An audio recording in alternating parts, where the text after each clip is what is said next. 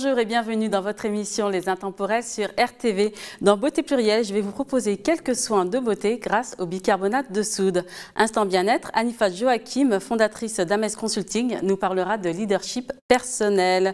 Dans la rubrique Portrait, je vous présente Ramata Kapo, présidente de l'association Excision Parlons-en. Dans la rubrique Santé, nous parlons avec Violetta Beloucha, qui est conseillère en sexologie et résilience. Dans la rubrique Culture et vous, nous vous présentons le musée du Louvre. Bienvenue mesdames sur le plateau des Intemporels. Merci. Et je suis ravie de vous accueillir. Nous aussi. Alors je vais vous proposer de discuter ensemble des recettes qu'on peut utiliser avec le bicarbonate de soude dans la rubrique Beauté Plurielle.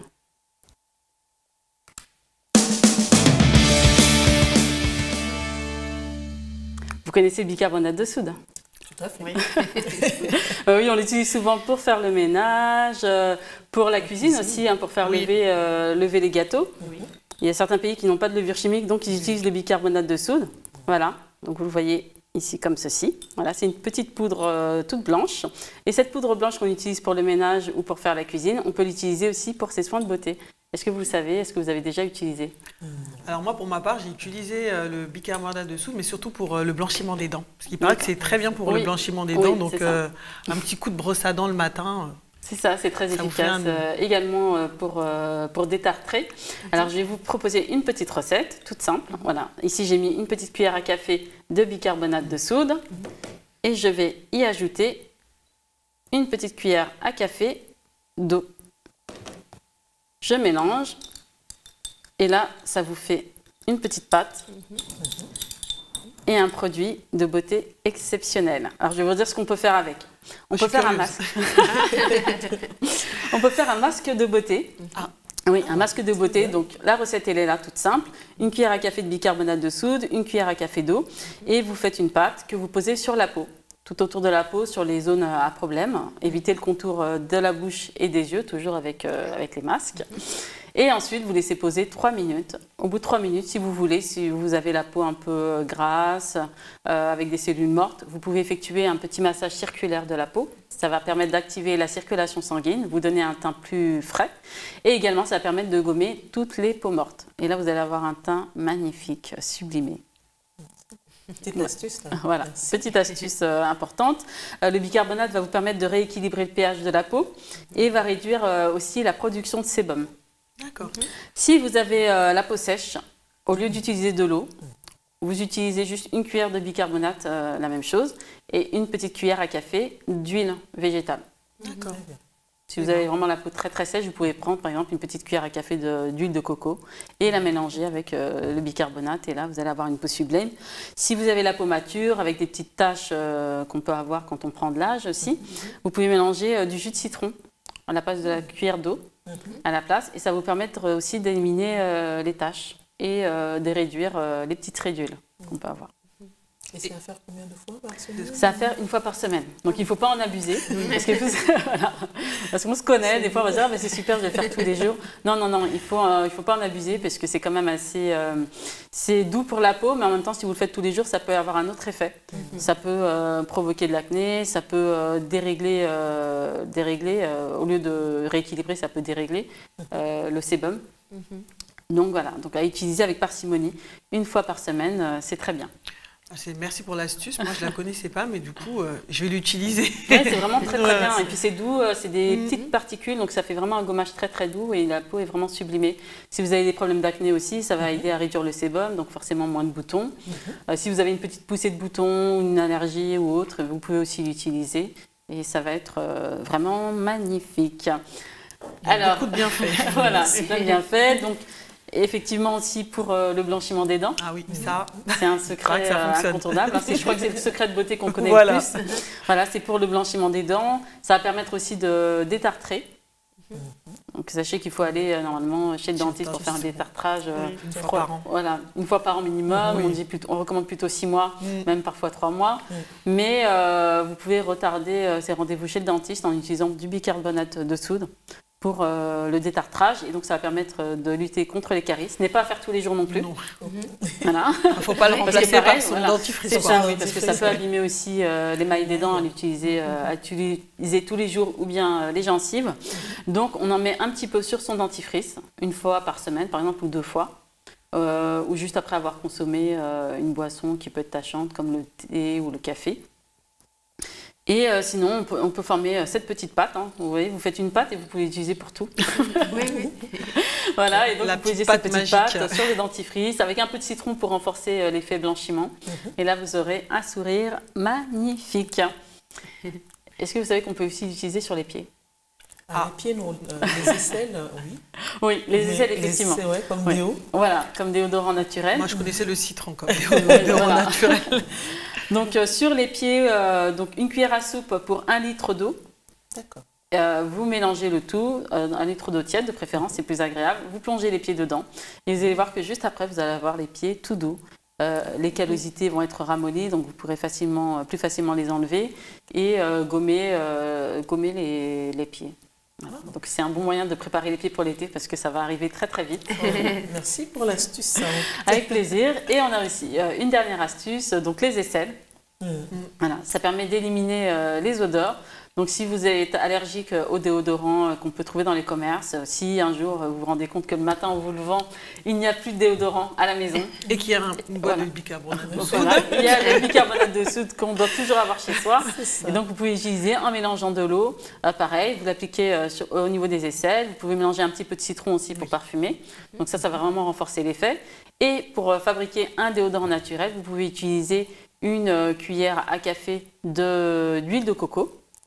Une cuillère de bicarbonate, vous massez les aisselles et ça vous fera un superbe déodorant naturel, 100% naturel. Voilà. Et très important aussi, petite précision, de préférence utiliser le bicarbonate alimentaire pour tout, hein, que ce soit pour le ménage ou pour les soins de beauté, parce que celui-ci va être un peu moins agressif pour la peau, tout simplement. Merci. J'espère que vous allez appliquer et puis vous me direz ce que vous en pensez. Bien sûr. On te fera des retours. Voilà.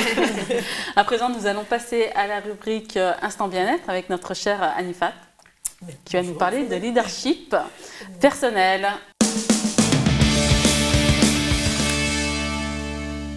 Alors, Anifat Joachim, est-ce que vous pouvez vous présenter? Est-ce que tu peux te présenter? Bien sûr, oui, tout à fait. Merci Founé de m'avoir invité à ton émission. Avec plaisir. Et vraiment ravie donc de pouvoir partager le plateau avec ces belles dames qui sont là. Alors moi, je suis docteur Anifat Joachim. Je suis consultante en leadership personnel et je suis également docteur en pharmacie. C'est la raison pour laquelle, voilà, le petit titre de docteur. Oui. Et je suis également experte en cosmétique. Et j'aide principalement les femmes en fait à harmoniser leur vie pro-perso, à prendre soin d'elles sur vraiment les 3 dimensions, c'est-à-dire physiquement, mentalement et émotionnellement. Parce que l'être humain, c'est une seule personne, mais c'est plusieurs entités en même temps. Et la plupart du temps, on a tendance à privilégier donc une partie plus que l'autre. Et c'est important de pouvoir harmoniser en fait ces 3 dimensions et pour se sentir bien, tout simplement. Très bien. Alors, on va un petit peu décortiquer. La dimension physique, comment est-ce que tu procèdes au niveau de l'accompagnement? Alors, quand je parle de dimension physique, c'est donc vraiment prendre soin de soi, aussi bien physique extérieur comme intérieur. Oui. Bien sûr, on va parler d'alimentation. Ça dépend de comment est-ce qu'on se sent, parce que certaines femmes, en fait, manquent de confiance en elles, manquent d'amour d'elles-mêmes parce qu'elles ne se sentent pas bien dans leur corps, parce que leur silhouette, par exemple, ne leur convient pas. Oui. Et c'est de pouvoir les accompagner, de voir et comprendre, en fait, pourquoi. Et pourquoi est-ce qu'elles ne se sentent pas bien dans leur corps, pourquoi elles n'aiment pas se regarder dans le miroir, qu'est-ce qu'elles ont envie, en fait, de voir changer sur elles, et aller les aider à comprendre comment ça a commencé et quel est vraiment le stimuli déclencheur. Et aller vraiment à la source. Parce que bon, très souvent, on va aller vers des régimes à ne pas en finir, mais qui ne résolvent pas forcément le problème. Bien sûr. Et donc, et très souvent aussi, donc du coup, en allant chercher au niveau, en voulant les aider, donc à prendre soin d'elles au niveau donc de leur corps, on va aller toucher aussi donc forcément le côté émotionnel. C'est pour ça que c'est difficile, il y a toujours un lien en fait. C'est vrai qu'aussi prendre soin de soi physiquement, c'est-à-dire se trouver belle dans le miroir, avoir eu accès à des solutions qui font que bon, on a une peau beaucoup plus nette, par exemple, on a parlé. Voilà, c'est prendre soin de soi, voilà, c'est contribuer à l'estime de soi. Exactement. Voilà. Et on a une peau beaucoup plus nette, une peau beaucoup plus belle, on aime se regarder dans le miroir, forcément. Ça donne, il y a ce petit quelque chose de se dire, mais waouh, mais Anifat, qu'est-ce que tu es belle, je m'aime. Et donc, du coup, se sentir, avoir plus confiance en soi et pour aller plus vers les autres et aussi, et du coup, avoir envie de faire des choses qu'on a envie de faire, des choses qu'on a peut-être, parce qu'on a été démotivé pendant très longtemps. Donc c'est un peu ça.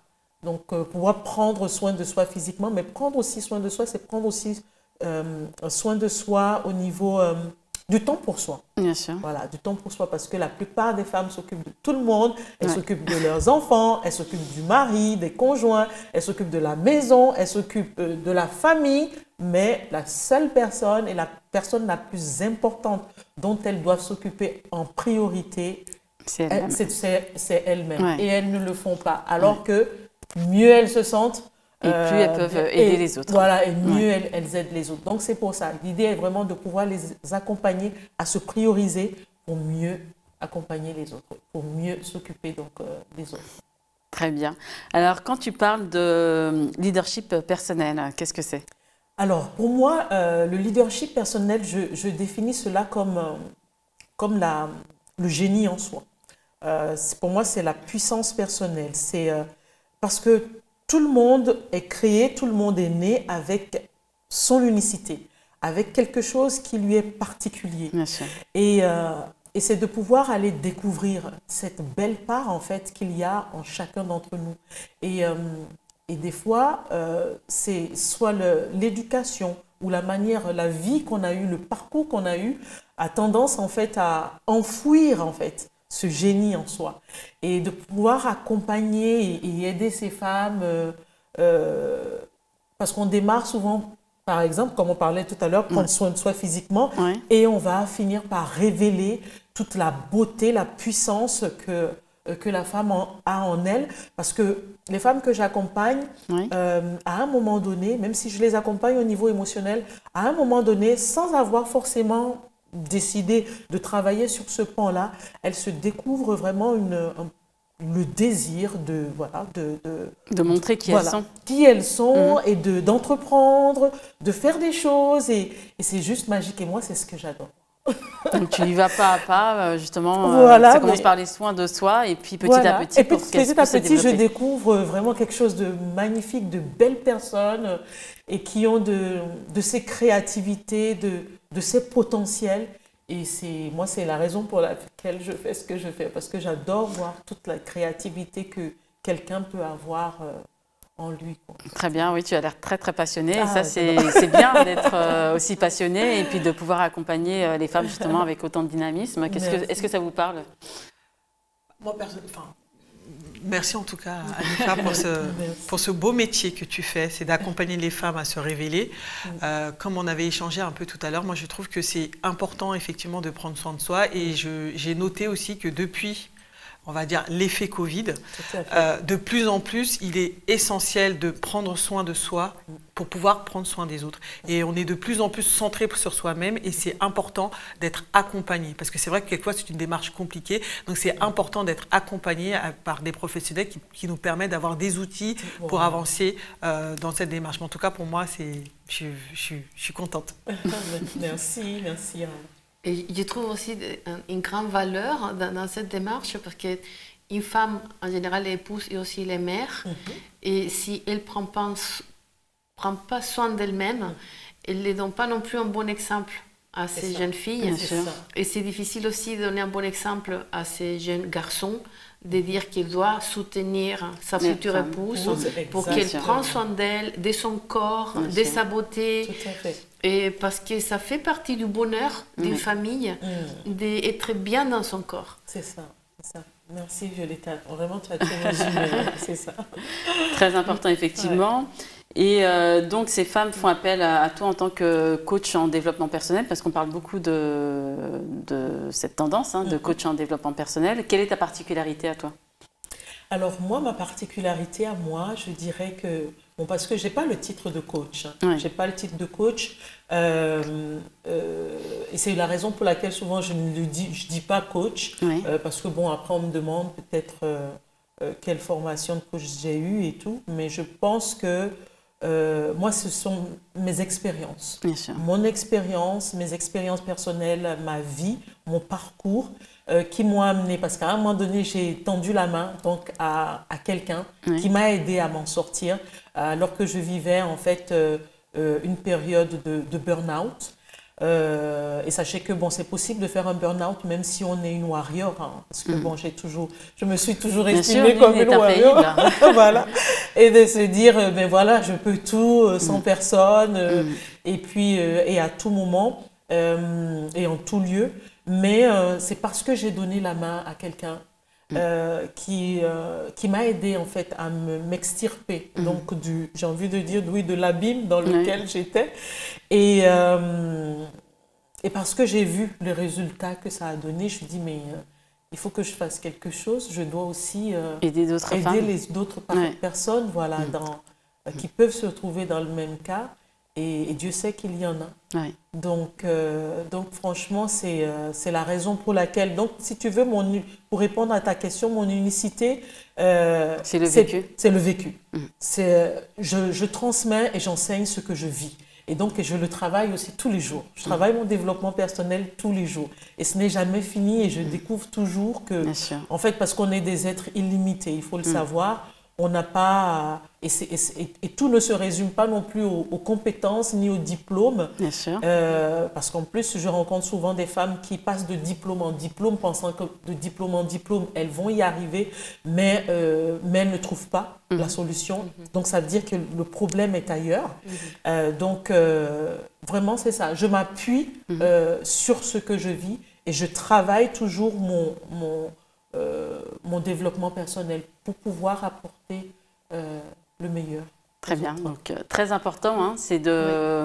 Pour moi, ça me paraît très important que ce ne soit pas uniquement des coachs qui accompagnent parce qu'ils ont fait des formations théoriques, mais c'est des personnes qui ont vécu.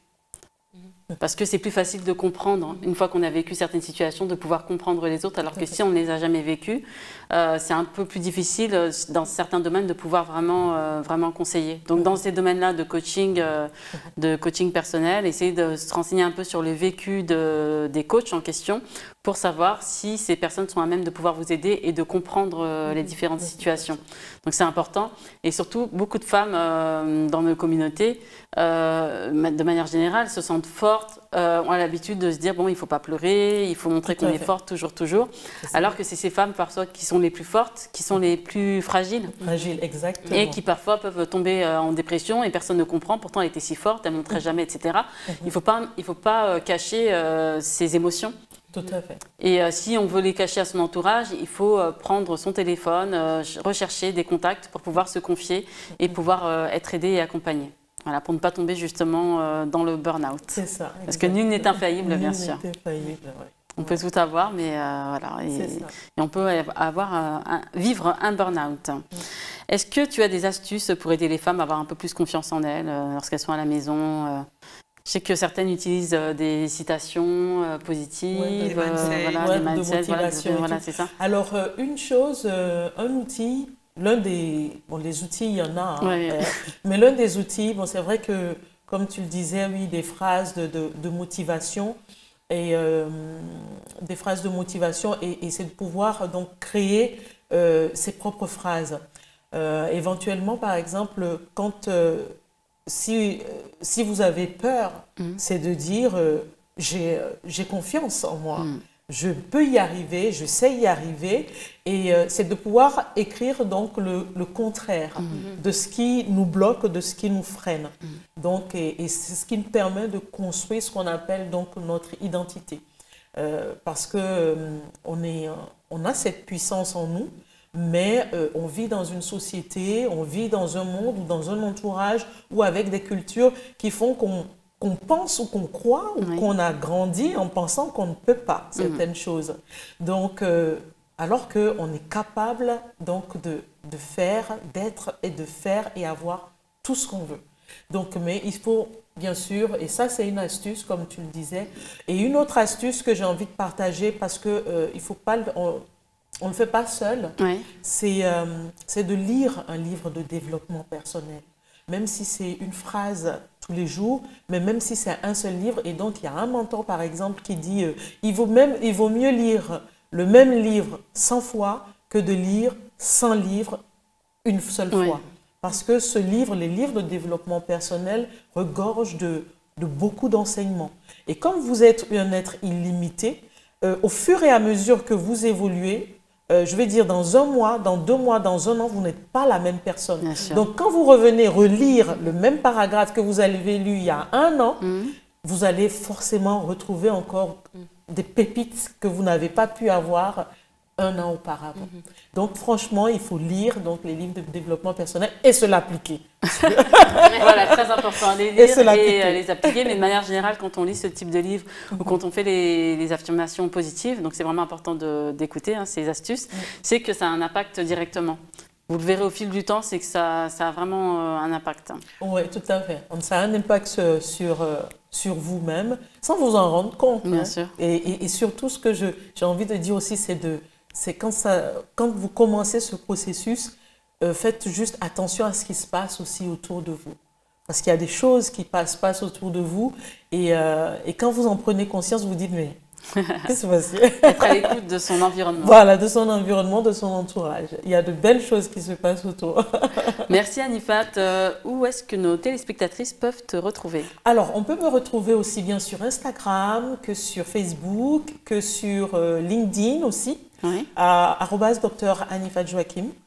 Donc, vous pouvez m'envoyer un message si vous avez envie d'échanger un peu plus. Et d'ailleurs, je disais tout à l'heure que j'offrais aux 3 premières téléspectatrices qui le souhaitent, 3 quarts d'heure de coaching personnalisé en one-to-one avec moi. Donc, voilà, envoyez. Génial. Merci déjà beaucoup. 2, là. Désolée, il reste plus qu'une place, alors. Merci beaucoup pour ta générosité. N'hésitez pas à solliciter Anifat Joachim et profitez donc de ces belles astuces pour pouvoir développer votre potentiel. À présent, je vous invite à retrouver Ramata Capot dans la rubrique Portrait.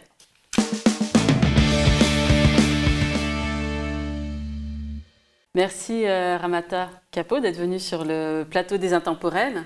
Donc tu es présidente de l'association Excision Parlons-en. Oui, c'est ça. Merci Founé pour l'invitation.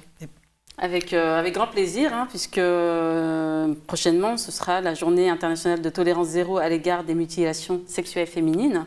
Donc l'excision. Où est-ce qu'on en est? On a parcouru du chemin. Mais on a encore beaucoup de chemin à parcourir. L'excision est une pratique qui est courante aujourd'hui dans plus de 31 pays, répartis sur plusieurs continents. C'est une grave violation des droits des femmes.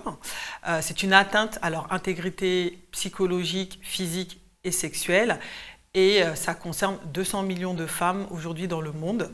Donc il est très important pour moi et pour toutes les personnes qui travaillent sur cette thématique de parler de ce sujet parce que c'est un sujet qui touche l'intimité de la femme, qui est donc tabou et c'est un sujet dont on ne parle pas beaucoup. Donc je suis ravie d'être là aujourd'hui pour parler de ce sujet qui est quand même très important à aborder. Oui, très très important. Et d'ailleurs, en France, il y a encore, les chiffres font peur, puisqu'il y a encore des personnes, même si c'est interdit, la pratique est interdite en France, mais elle existe toujours.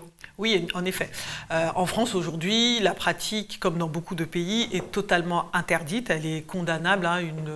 Des personnes qui font des mutilations sont punies de 10 ans de prison à 150 000 € d'amende. Et par contre, en France, il y a des femmes qui vivent sur le territoire français qui ont subi des mutilations sexuelles féminines. Aujourd'hui, elles sont environ 125 000. Et selon l'UNICEF, on va dire, tous les ans, vous avez plus de 3 millions de jeunes filles qui sont à risque de mutilation sexuelle féminine. Ce qu'on constate, c'est que, étant donné que la pratique est interdite en France, les familles profitent des vacances pendant les retours au pays d'origine pour pratiquer les mutilations sexuelles féminines sur leurs enfants. Donc nous, ayant fait ce constat, il y a quelques années de ça, nous avons mis en place plusieurs outils, notamment une campagne de sensibilisation qui alerte et qui communique autour de cette pratique pour que les populations qui la pratiquent puissent savoir quels sont les risques qu'ils encourent quand ils vont mutiler leurs jeunes filles dans les pays. Parce que même si les mutilations se passent dans le pays d'origine, c'est quand même condamnable en France. Oui, parce qu'il y a les visites de pédiatres, de médecins, où les enfants peuvent se confier. Exactement. Et justement, j'entends beaucoup parler d'enfants qui ont peur, justement, bon, je pense que c'est celles qui sont un peu plus âgées, qui n'ont pas de visite particulière de pédiatre, mais qui ont peur que leurs parents se fassent condamner, et donc qui ne disent rien. Et comment vous agissez, en fait, pour que ces personnes puissent quand même essayer de se confier à des adultes pour pouvoir être aidées?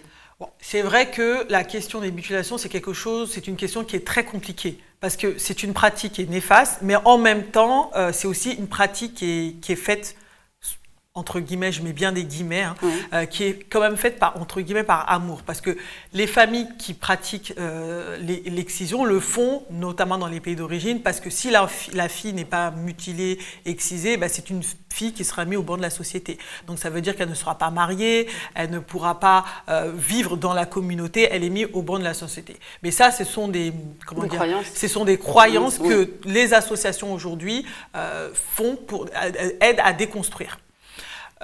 Les jeunes filles aujourd'hui qui ont l'impression, qui ont peur de vivre une mutilation sexuelle féminine, des associations sont présentes pour les accompagner, pour les écouter et pour faire de la médiation aussi avec les familles, si jamais c'est le cas, pour justement les aider à ne pas recourir à une mutilation sexuelle féminine. Notre association, on a mis en place en partenariat avec une association qui s'appelle En Avant Toutes, un chat anonyme qui permet à ces jeunes filles de pouvoir demander de l'aide, échanger avec des professionnels qui sont formés sur la thématique pour les accompagner. Il y a aussi des associations de terrain issues de la diaspora qui mettent en place des groupes de parole et qui aussi accompagnent les jeunes filles sur tout leur parcours et répondre à toutes les questions qu'ils ont sur ce sujet-là. Très bien.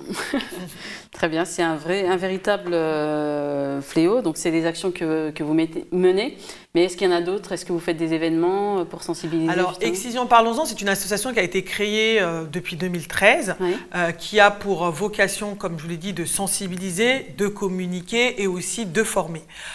Tous les ans, à l'occasion de la Journée internationale de tolérance zéro qui a été mise en place avant par des associations féministes africaines et ensuite par l'Organisation nationale des Nations Unies, qui a lieu tous les ans, le 6 février. Et donc, c'est l'occasion pour toutes les associations, pour les professionnels, pour les experts, de se réunir autour de la thématique pour faire un état des lieux de la thématique dans les pays où elle est et aussi quels sont les enjeux pour les années à venir.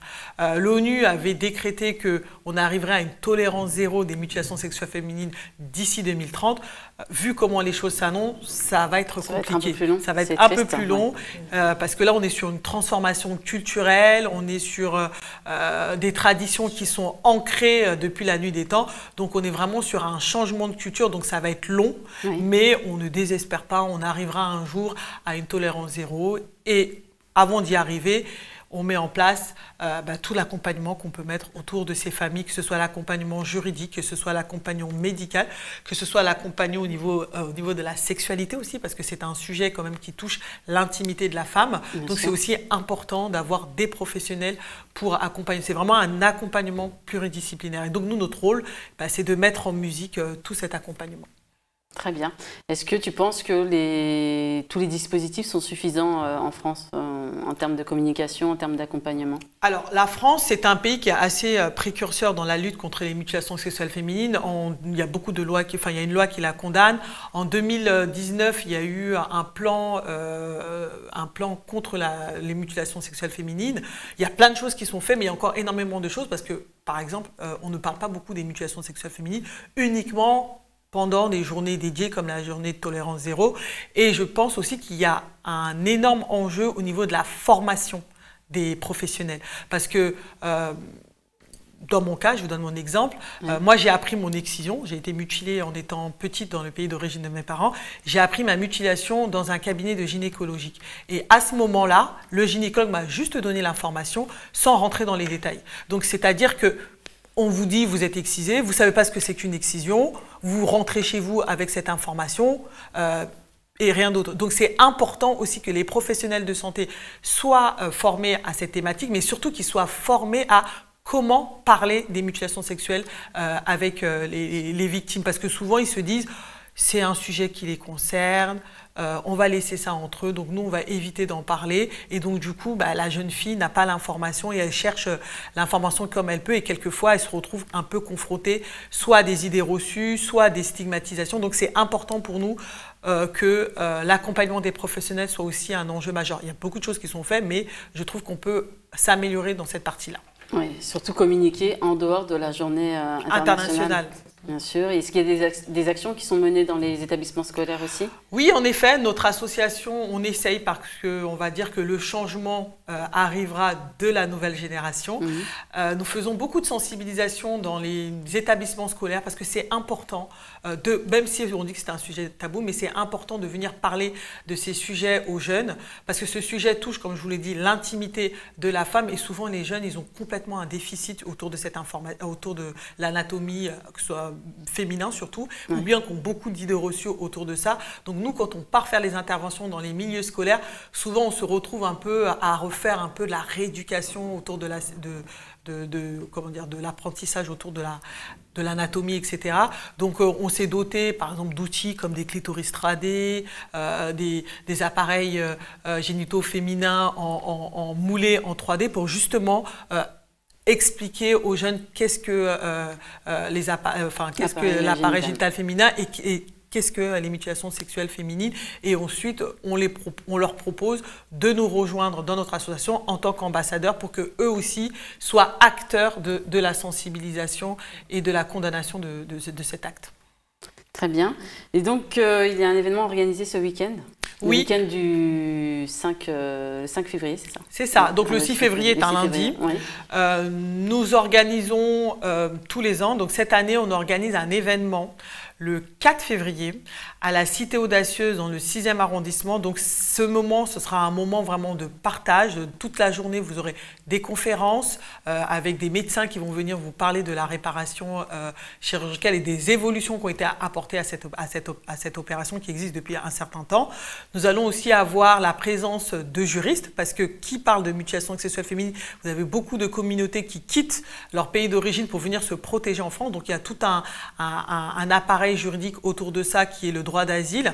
Donc du coup, vous allez avoir des ateliers autour de ça et nous aurons aussi la présence des associations de notre réseau qui vont venir vous présenter leurs travaux. Et nous allons aussi avoir un ciné-débat sur comment un pays, notamment la Tanzanie, comment une militante de ce pays met tout en œuvre pour que les jeunes filles soient protégées des mutilations sexuelles féminines. Et ce qui est intéressant dans ce film, c'est qu'on montre comment plusieurs acteurs, que ce soit les militants, que ce soit les jeunes filles même ou les parents et la justice, comment ils travaillent ensemble pour justement protéger les jeunes filles des mutilations. Et ce qui moi m'a le plus frappé dans ce film, c'est le courage impressionnant de ces petites filles qui comment dire, malgré la peur qu'ils ont de leurs parents, décident de se protéger et de demander de l'aide. Parce que ce qui est important, c'est de demander de l'aide et de ne pas rester dans son coin et se dire, bon, j'en parle pas, etc. Donc c'est important. Très bien.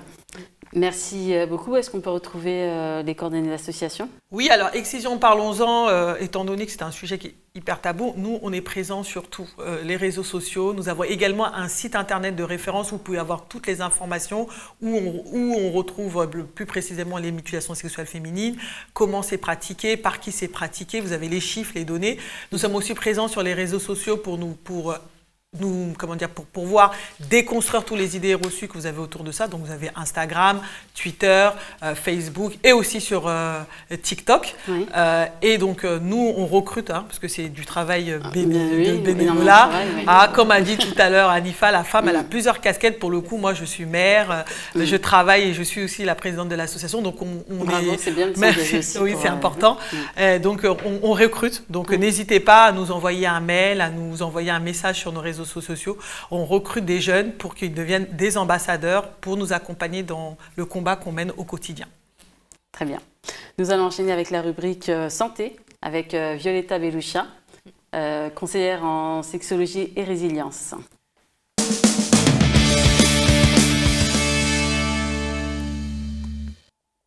Violetta Beloucha, merci de revenir sur le plateau des Intemporels, encore une fois pour apporter des conseils et présenter les accompagnements que tu proposes aux femmes. Quelles sont les séquelles émotionnelles qu'on peut avoir en tant que femme qui a été excisée? D'accord. D'abord, merci Founé pour l'invitation. Les séquelles émotionnelles sont à très long terme. Et en fait, c'est bien garder ça à l'esprit. Et que d'abord, il y a un mauvais moment très dur, parce que si le corps souffre, les émotions aussi vont être en lien avec cette souffrance physique extrême. Donc les fillettes ont la peur de mourir, c'est comme une confrontation à la mort. Et les enfants ne peuvent pas rentrer dans la compréhension d'un acte. Ils ne comprennent pas parce que souvent les parents ou les personnes de la famille ne les disent pas non plus pourquoi cela arrive. Ils ne les préviennent même pas que cela va arriver. Donc mes patientes racontent comme si c'était hier en fait. Ce qu'ils ont vécu il y a 20, 30, 40 ans. Et puis il y a la souffrance pas seulement du propre corps, mais du corps d'autres fillettes. C'est ça les vécus de la plupart. Et puis, les émotions qui restent, c'est déjà la peur de mourir, c'est la peur à la douleur, et c'est un sentiment de trahison très profond. Ils se sentent confus. Et en fait, si, comme on a parlé avec Ramata ou avec Anifat, si on ne parle pas du ressenti, si on ne demande pas de l'aide, le récit reste comme si c'était hier. Et c'est ça qu'il faut changer. Il faut parler, on peut se confier à une professionnelle, mais on peut déjà se confier à une amie, à une sœur, à une cousine et dire... Et la peur de la douleur, ça peut venir vraiment porter préjudice à d'autres choses. Quelqu'un qui a peur de la douleur peut avoir peur d'aller visiter un gynécologue, de visiter les dentistes, de faire un examen médical, un scanner. Donc il y a la peur, je dirais que c'est une séquelle qui reste très ancrée et à long terme. Et les sophrologues, les coachs et d'autres professionnels, ils savent que la peur reste vraiment ancrée dans le corps. Et pas que dans la partie génitale, mais ça s'étend partout dans le corps. Et donc, comme on a discuté justement avec Anifat, c'est que ça aussi, ça empêche les femmes d'avoir confiance en elles aussi. Oui. Parce qu'elles ont perdu une partie d'elles-mêmes. Ça les empêche d'avoir confiance en elles, d'avoir de l'estime pour elles-mêmes. Oui, tout à fait.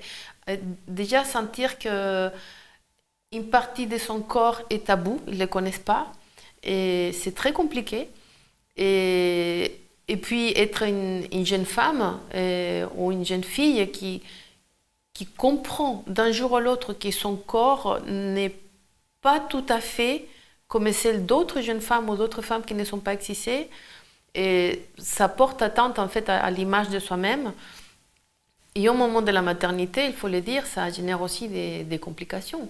Des complications parce que notre corps, il est bien fait comme il est fait pour se dilater, pour faire passer les bébés. Et donc si à ce moment-là, les tissus ne sont pas bien élastiques parce qu'ils sont des cicatrices, ça reste un moment aussi très douloureux, en dehors de la difficulté même de l'accouchement, que c'est une difficulté partagée par toutes les femmes. Voilà, donc ça porte atteinte en fait à l'estime de soi-même, à l'image de soi-même et au vécu corporel des longues années après. Oui. Et je crois qu'en fait, c'est très bien l'invitation ici, Founé, parce que je pense que du moment que toutes les femmes, les grandes-mères, les tantes, ils comprennent que les séquelles sont émotionnelles, sont physiques et ils arrivent aussi au moment de l'accouchement.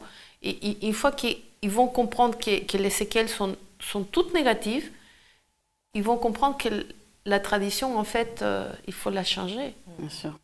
Donc c'est beaucoup d'actions de sensibilisation. Oui. C'est important. Et comment est-ce que tu accompagnes ces femmes à travers des séances individuelles, des ateliers? Et il y a les deux deux. modalités. En fait, il y a un accompagnement individuel dans un cabinet. C'est comme voir une psychologue. Ils sont assis dans un fauteuil, je suis en face. Et j'ai fait aussi un accompagnement en ligne, que c'est pareil. On parle et on commence par les choses simples. Est-ce qu'il y a des douleurs quelque part? Est-ce qu'il y a une gêne? Est-ce qu'il y a une gêne dans la vie intime?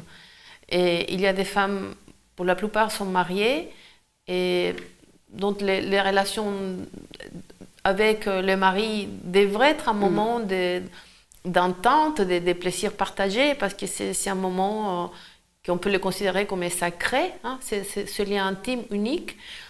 Et en fait, on commence par là. Est-ce qu'il y a des douleurs? Est-ce qu'il y a des gênes physiques? Est-ce qu'il y a un sentiment de honte? Il y a beaucoup de femmes qui font semblant que tout va bien. Et en fait, le mari n'est même pas au courant. Ils n'ont dit à personne, même pas un gynécologue, donc on commence par là. Est-ce qu'il y a beaucoup de secrets? C'est ça la première phase de l'accompagnement. Et puis après, voir si il faudrait parler avec une gynécologue, avec une sage-femme pour mettre des mots à cette douleur. Qu'est-ce que c'est? C'est une dyspareunie? Est-ce qu'il y a un autre diagnostic? Donc on va petit à petit pour rompre le silence et pour se confier, et comme on disait avec Nifata, pour demander de l'aide. C'est un parcours de résilience, apprendre à demander de l'aide, apprendre à dire à se faire je accompagner. souffre. Voilà. Et c'est bien de pouvoir justement, puisqu'il y a beaucoup de sujets tabous, pouvoir créer cette relation de confiance avec la patiente pour pouvoir l'accompagner de la façon la plus juste. Oui, et en fait, en groupe, je peux voir que, certes, parfois l'intimité, c'est mieux de travailler en tête-à-tête, mais parfois l'intimité entre femmes, lorsqu'on est dans un groupe de parole, on sait que ça fait de la charte des groupes de parole la confidentialité, donc tout ce qui est dit là-bas reste là-bas. Et là, je travaille avec plusieurs associations, dont par exemple Jamadjigi, qui fait un grand travail à Noisiel. Et il y a 10 pôles différentes. Donc, un, c'est les jardins secrets et un autre, c'est la prévention des violences conjugales. Et dans les deux, on touche à l'intime. Et dans ces groupes de parole, les femmes apprennent à se confier et comprennent que leur souffrance intime individuelle, c'est une souffrance que d'autres femmes connaissent. Bien sûr. Ça permet de ne pas se sentir seule. Oui. Très important. Oui, et c'est un moment, je dirais, magique de rien que savoir qu'on peut se soulager avec des mots, comprendre et puis voir que le cœur a besoin de soins. Et pour ça, il y a les liens avec d'autres femmes. Pour les émotions, on peut avoir l'aide d'un psychologue. Et pour la vie intime, il y a d'autres professionnels où on parle que de ça, que de la vie intime, du corps, des organes génitaux, comment ça s'appelle, comment ça fonctionne. Qu'est-ce qui se passe avec les cycles mensuels de la femme? Et qu'est-ce qui se passe après l'accouchement? On est en confiance, on est dans un lien d'entraide et c'est merveilleux ce qui peut sortir après les souffrances. C'est bien et bravo mesdames pour tous ces accompagnements. Anifat, est-ce qu'il t'arrive d'avoir des femmes qui ont été mutilées en tant que... Non, je n'ai pas eu l'occasion. Mais je n'en ai pas eu l'occasion, mais j'avoue que lorsque, enfin, en entendant le partage donc, des dames et tout, et de ce que tu as pu en dire, c'est que, en effet, forcément, il y a des blessures tellement profondes, en fait, depuis des années, en fait, et qui sont ancrées et qu'il faut aller déterrer, quoi, en fait, qu'il faut aller nettoyer si on a envie que ces personnes, en fait, puissent...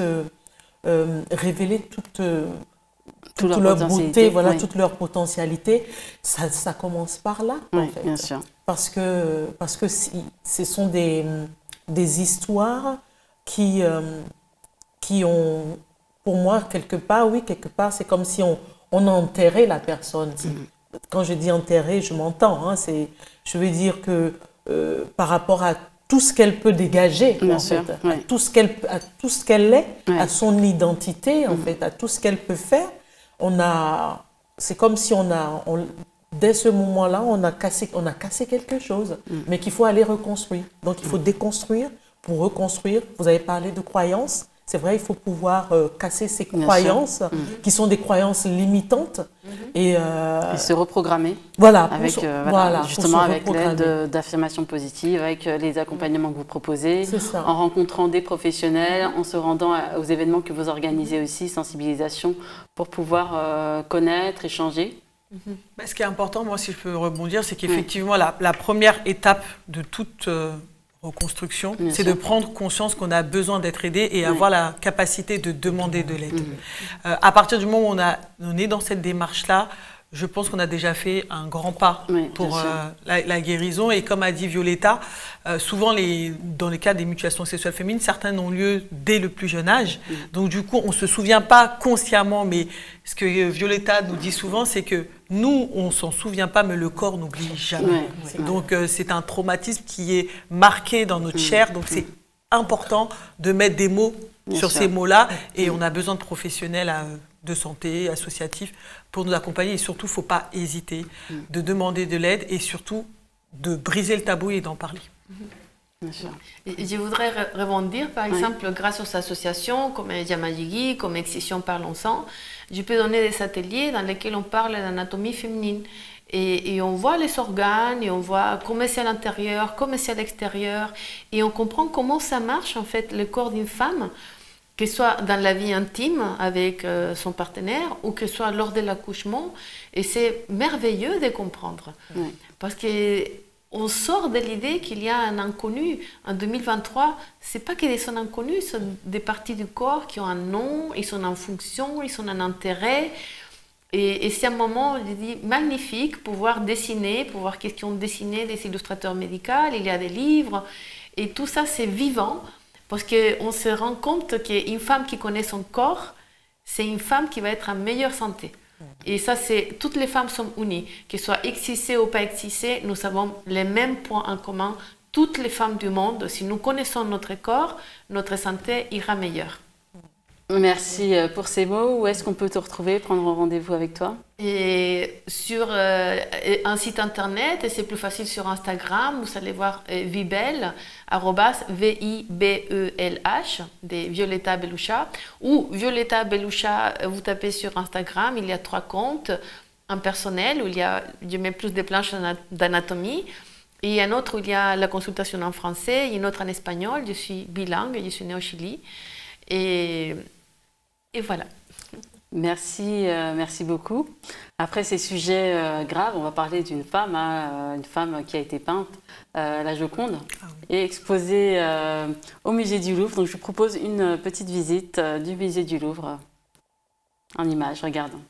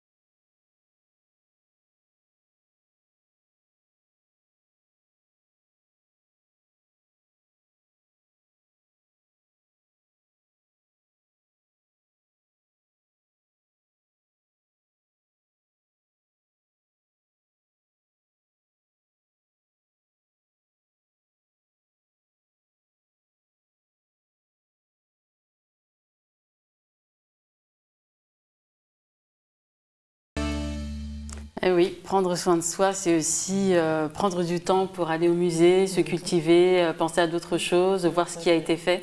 Voilà, donc je parlais de la Joconde, donc c'est une femme emblématique, hein, Mona Lisa, peinte par Léonard de Vinci. Et voilà, donc exposée au musée du Louvre, qui a été inaugurée en 1793. En 2019, on compte plus de 500 000 œuvres qui sont conservées là-bas. Et plus de 36 000 qui sont exposés. Donc imaginez ce qu'on a encore à découvrir. Je pense que nous, on les verra pas toutes. On ne pourra pas toutes les voir, mais les générations suivantes ont de quoi pouvoir ravir leurs yeux grâce à ces magnifiques œuvres. Et l'emblématique pyramide de verre. Et ce lieu, donc le musée du Louvre, compte plus de 10,2 millions de visiteurs par an. Donc c'est assez incroyable. Et c'est un magnifique lieu vraiment à visiter. Vous n'aurez pas assez de toute une vie pour pouvoir le découvrir, redécouvrir, hein, puisque comme on dit, comme pour les livres, à chaque fois qu'on retourne au musée, quand on y est allé en étant enfant à 10 ans, et bien on aura un autre œil à 18 ans et un autre encore à 30 ans, etc. Donc il ne faut pas hésiter à y aller régulièrement, à prendre du temps pour soi, entre amis. Et ça aide vraiment à se cultiver, à avoir d'autres idées aussi, de développer aussi ses dons, etc., d'autres envies. Donc voilà, très important.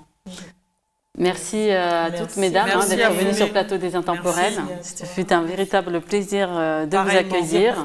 Partager. Voilà, plaisir de vous accueillir. Donc n'hésitez pas à les contacter, hein, toutes les trois, de découvrir les sites internet des associations, de prendre des rendez-vous. Vraiment, vous voyez, on a bien discuté, ce sont des personnes très très accessibles. Et donc de surtout pas rester dans son coin lorsqu'on a vécu certains problèmes, que ce soit des mutilations, que ce soit des traumas ou autres, de ne pas hésiter à se faire accompagner. Donc c'est vraiment le plus important, parler et se faire accompagner. Si je peux rajouter une dernière chose, n'hésitez pas non plus à venir samedi, vous pourrez découvrir plein d'autres associations, rencontrer Violetta et moi-même qui seront présentes et ravis de vous accueillir donc, le 4 février prochain à la Cité Audacieuse, Paris 6e. Merci beaucoup pour toutes ces informations. Les Intemporels, c'est déjà terminé. Je vous dis à très bientôt pour un prochain numéro et je vous souhaite une excellente semaine. Au revoir.